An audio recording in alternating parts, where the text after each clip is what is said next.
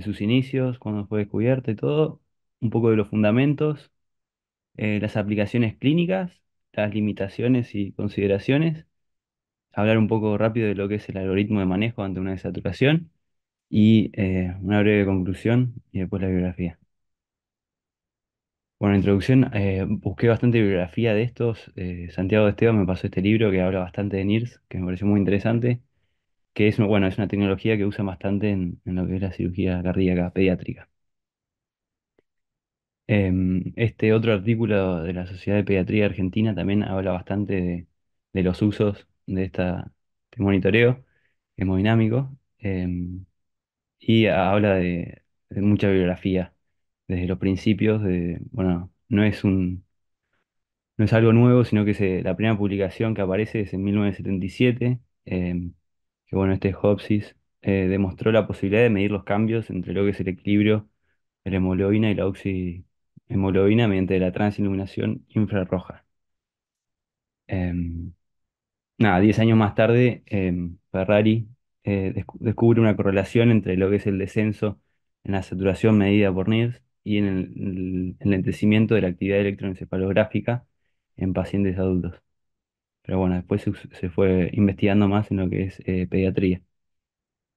Em, Básicamente se empezó a usar como una medida no invasiva de saturación de oxígeno en el tejido cerebral.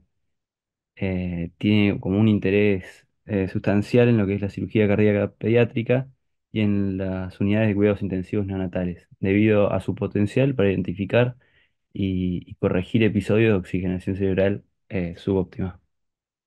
Ahí ven el emisor de luz, los diferentes sensores que tiene, pero bueno, me voy hablando en otra parte de la clase.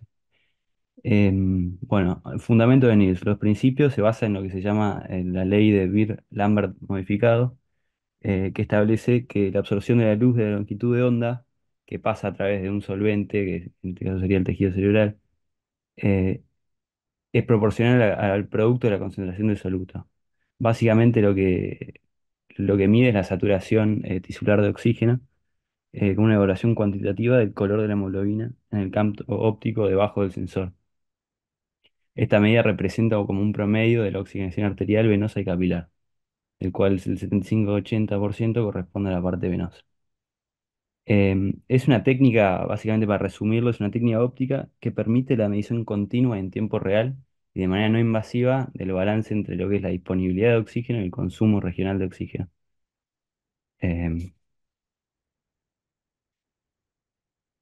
Acá podemos ver los valores del NIRS y el fundamento a través de esto. Siempre se usan dos sensores em, para evitar mediciones erróneas y ven ahí las diferentes longitudes de onda y cómo capta la técnica óptica. Em,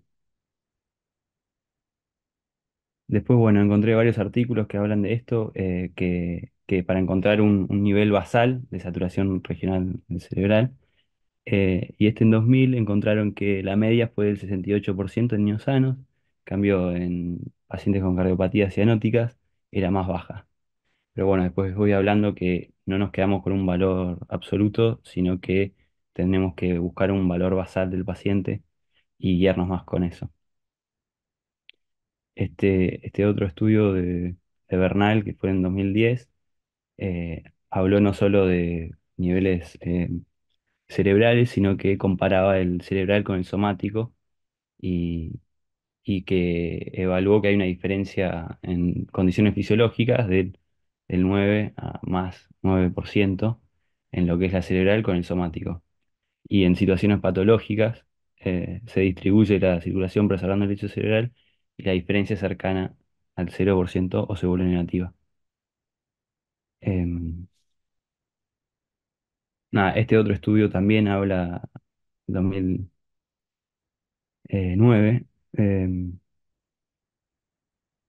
que nada, que lo que mostraba era el efecto de la resucitación con volumen en pacientes neonatos deshidratados. Em, que nada, que demuestran que la diferencia de saturación somática cerebral en pacientes deshidratados que eran ingresados era baja y aumentaba con la resucitación con fluidos. lo que comprueba como una relación dosis-respuesta. Em, y este otro estudio, eh, bueno, básicamente permite la detección temprana de situaciones de bajo gasto cardíaco a través de detección en los cambios en la diferencia somático cerebral. Y bueno, después vamos a lo que son las aplicaciones clínicas de NIRS. Como mencioné antes, el principal escenario donde se usa es la cirugía cardiovascular pediátrica, donde nos va a llevar a un monitoreo de eventos de saturación cerebral, que esto puede llevar a detección de catástrofes como obstrucción de drenajes, y bueno, también evalúa la distribución del flujo sanguíneo durante la circulación extracorpórea. Em, este estudio me pareció interesante, habla de los beneficios del monitoreo neurofisiológico, eh, bueno, básicamente es bastante viejo, de 1997, pero demostró que usando el algoritmo de NIRS, lo que llevó a una conclusión fue que tenía menos secuelas neurológicas, era un control de bastantes pacientes, de como 2.000 pacientes, en que el que siguió el protocolo o el algoritmo de NIRS, solo el 6% tuvo secuelas, versus el 26% en el grupo que no siguió el algoritmo. Después, este otro estudio de la revista Cardiotorácica Vascular Anestesia em, demostró como una correlación entre la saturación cerebral medida por NIRS y lactato. Eh, Habla principalmente de que niveles menores a 65% en niños acenóticos predijeron un nivel de lactato mayor a 3 milimoles con una sensibilidad del 95%. Nada, son dos estudios que avalan eh, su uso, ¿no?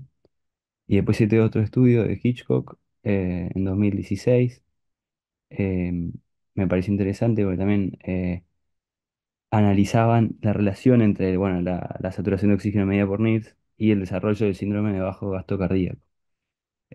Como saben, está definido por un pH menor a 7,3, lactato mayor a 4 o la necesidad de agregar un nuevo agente vasoactivo al tratamiento.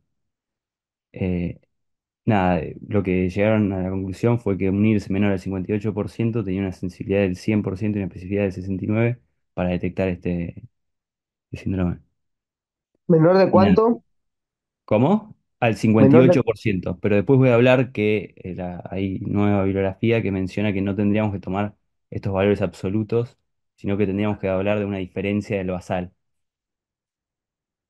Y con lo que respecta a la variabilidad entre el somático y cerebral menor al 80 al 0,8%, tiene una especificidad del 94% para predecir el desarrollo del gasto cardíaco.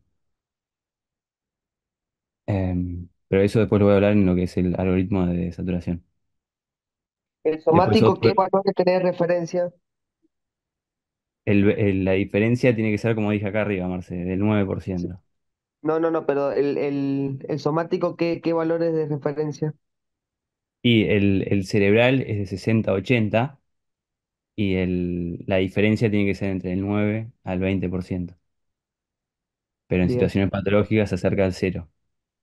Pero lo mismo, digo, no tendrían que ser valores absolutos, sino que tenés que tener un basal antes de inducirlo, antes de- de pasar cualquier medicación, como para usar más ese valor que un valor en sí.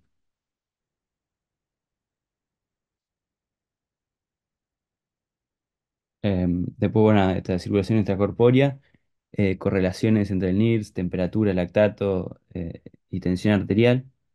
Em, Nada, comparaba todos estos valores en pacientes y veía qué cambios había en diferentes partes de bomba, en el inicio de bomba, en el enfriamiento, en la temperatura objetivo final, el recalentamiento hasta 32 y antes del final de bomba, ¿no? Y los niveles de saturación cerebral mostraron cambios en las 5 etapas estudiadas. Y hubo un aumento significativo entre lo que es la parte de etapa de enfriamiento comparado con la etapa uno, que es la entrada de bomba. Eh, Estos lo que concluyeron fueron que medir esto es una herramienta efectiva para trabajar en forma segura, monitorizando la disminución del consumo de oxígeno y protección cerebral correspondiente. No solo, sino, viste, en el otro artículo que subí de pediatría, habla de sus usos fuera de la cirugía cardíaca, ¿no? Em, y este estudio me parece interesante, del 2018, que evalúa cómo este monitoreo hemodinámico puede reconocer de manera más temprana el shock, ya que tiene una alta mortalidad y morbilidad en todo el mundo, y sería fundamental reconocerlo y tratarlo antes para disminuir la consecuencia, ¿no? Ya que a diferencia del adulto, la hipotensión arterial es un signo tardío en el shock en niños. Básicamente lo que hizo este estudio fue comparar dos grupos de neonatos, unos se los medía con NIRS y otros no. En el grupo NIRS se midió la diferencia cerebral somática cada 6 horas. Y cuando dicha diferencia superó el 9%, se lo consideró como un signo temprano del shock y se iniciaron medidas para optimizar la perfusión, volumen e inotrópicos. En cambio, en el grupo control no veían el NIRS, ¿no? Y se mantuvieron las medidas estándares del servicio. Estos concluyeron que el NIRS podría favorecer la detección temprana de alteraciones en la microcirculación antes que se vuelvan clínicamente evidentes. También hay unos artículos que hablan de su uso en neurocirugía. También esto fue un estudio prospectivo que veía pacientes que presentaban hidrocefalia, pediátricos, ¿no? Con hipertensión endocranial y que iban a someterse a cirugía. Y compararon la saturación cerebral, el NIRS, antes y después de realizar la derivación del líquido suprarraquídeo. 22 pacientes. Y nada, se encontró una diferencia significativa en los NIRS, en el NIRS, sugestionando como una mejoría de la oxigenación cerebral. Que nada, que se correlacionó con una resolución de los síntomas de hipertensión luego de la recuperación anestésica. Como que tiene usos aparte, ¿no? De lo que ya mencioné antes. Y este también que me parece interesante, que, que nada, que con respecto a lo que son las transfusiones, que como bien sabemos que no hay valores absolutos y aislados de hematocrito, de hemoglobina como parámetros para transfundir.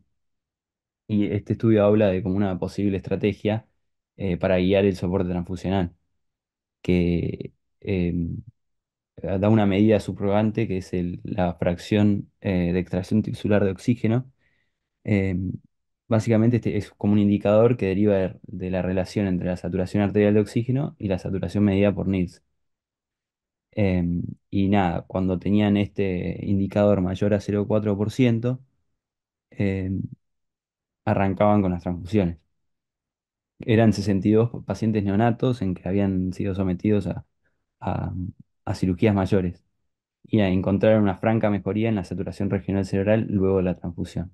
Entonces, ah, un dato que puede servir en el futuro. Y acá voy a hablar un poquito de lo que son las limitaciones y consideraciones. Como dije antes, los valores normales, sacados por los otros estudios, es de 60 al 80% del cerebral. El punto de intervención absoluto que nosotros tendríamos que tener es en menor al 55%, pero los artículos más nuevos dicen que tendríamos que guiarnos más por una disminución del 20% del valor basal. Eh, Nada, tener en cuenta que se utiliza para monitorizar, pero que tiene muchos artefactos. em, y nada, los estudios observacionales más recientes sugieren que se puede reducir las complicaciones neurológicas posoperatorias cuando se actúa sobre eventos de monitoreo definidos como una disminución del 20% del valor basal, no de ese valor absoluto que a veces nos enfocamos.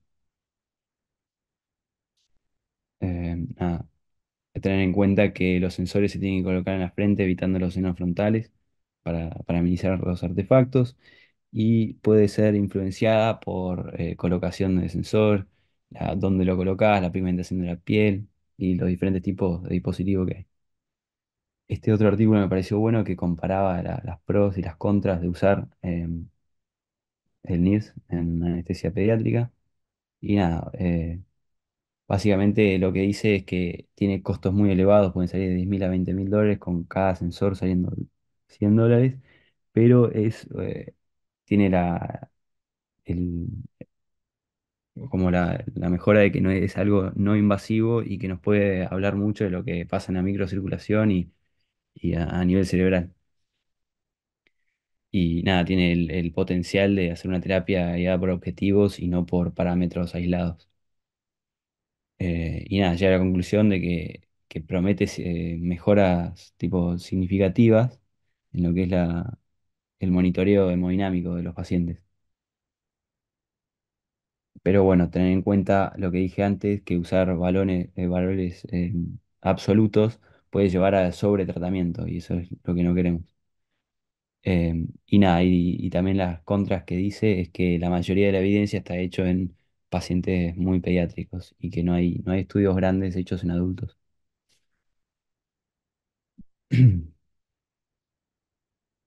Bueno, acá está el algoritmo de lo que es el manejo ante una desaturación. Esto está en la página, en el estudio este grande que les hablaba. Que nada, lo primero que tenemos que hacer es establecer un valor basal. Tendríamos que ponerlo al paciente antes de hacer la inducción, o sea, colocarlo el- con el paciente despierto, sin ninguna medicación. Y nada, bueno, evaluar de saturación como una diferencia del 20%. eh, Como siempre, fijar bien la posición de la cabeza, que estén bien los sensores puestos, que no tenga una disminución en lo que es el flujo venoso. Em, Nada, siempre fijar que el flujo venoso y arterial no tengan obstrucción. Y después, ya que cuando chequeamos todo esto, hay dos caminos que podemos seguir, que es optimizar la entrega de oxígeno, optimizar el consumo de oxígeno. Em, Siempre teniendo en cuenta que el consumo de oxígeno depende de la profundidad anestésica, evitar la hipertermia y siempre fijar que no tengan convulsiones o alteraciones. Después podemos optimizar lo que es la entrega del oxígeno, asegurando un buen gasto cardíaco, optimizando la frecuencia cardíaca y el volumen sistólico, optimizando lo que es la tensión arterial media, considerando usar vasopresores, eh, aumentar la FIO en caso de saturación grave, tratar la hipoxia.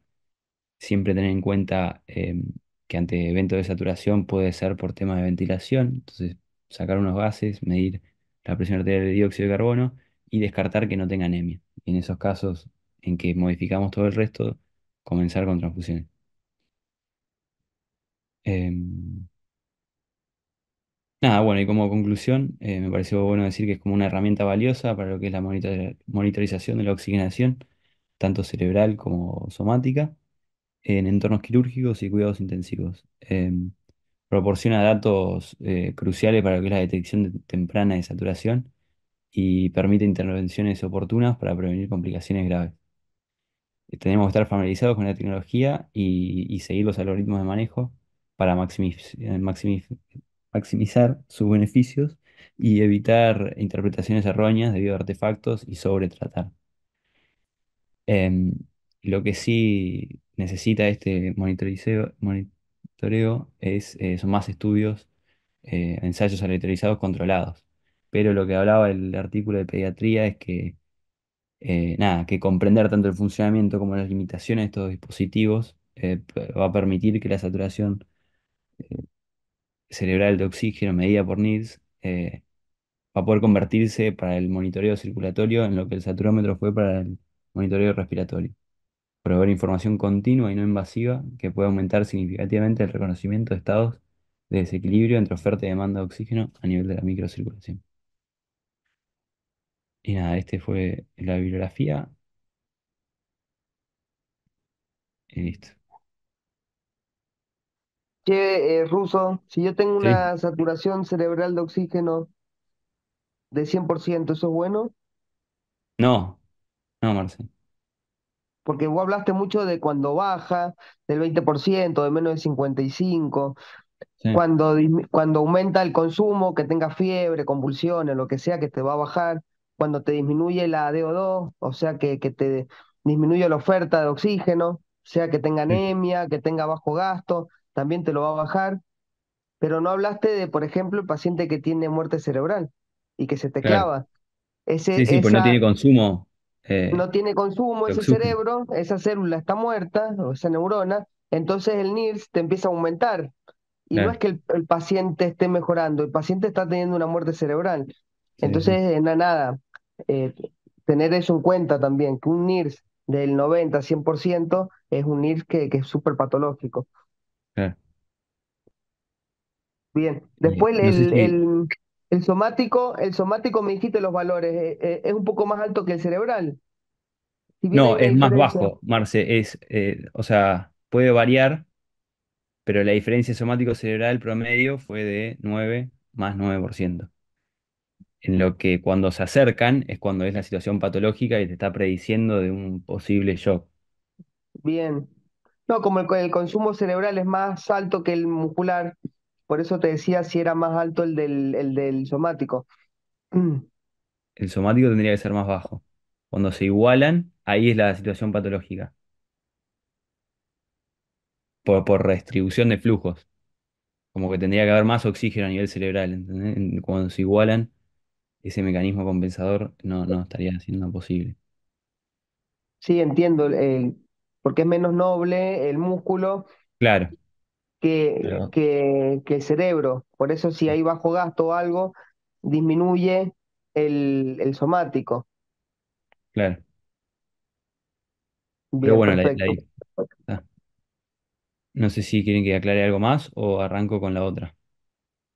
Bueno, no sé si me dijiste que en el materno lo están usando, si En el tenés materno lo están usando en la cirugía cardíaca, sí. algún Entran caso o en algo bomba. del materno. ¿Cómo? ¿Algún caso de algún NIS patológico en el materno? ¿Qué Eh, valores están usando de la, base? la verdad Eh, que los valores, lo que yo vi en el materno es que no usan, viste, el valor base, sino que se guían más por los valores absolutos. Y es como un mecanismo como para ver que la perfusión esté correcta cuando está en bomba, como que las perfusionistas le dan bola también al NIRS. Y es una manera también de ellos de controlar cuando pasan a la UCO, también de controlarlos de cerca. La verdad que es un aparato muy bueno en que vos podés ir detallando todos los momentos de la cirugía en relación a lo que es la saturación cerebral.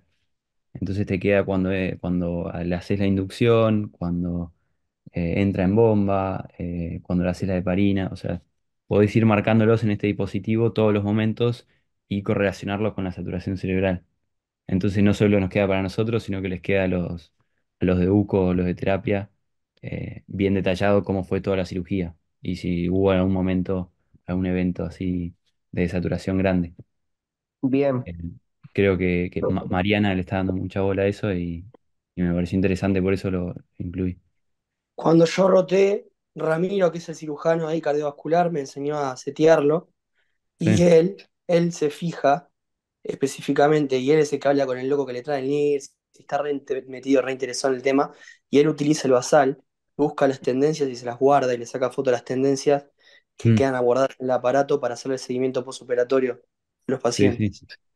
Eh, Nada, él, no sé cómo se maneja el resto, yo la verdad no vi que los de Yo anestesia le dan mucha pelota. no, Eh, Martín no le da mucha bola, pero Mariana y eso, y con el equipo de UCO como que le dan bastante buscan, pelota.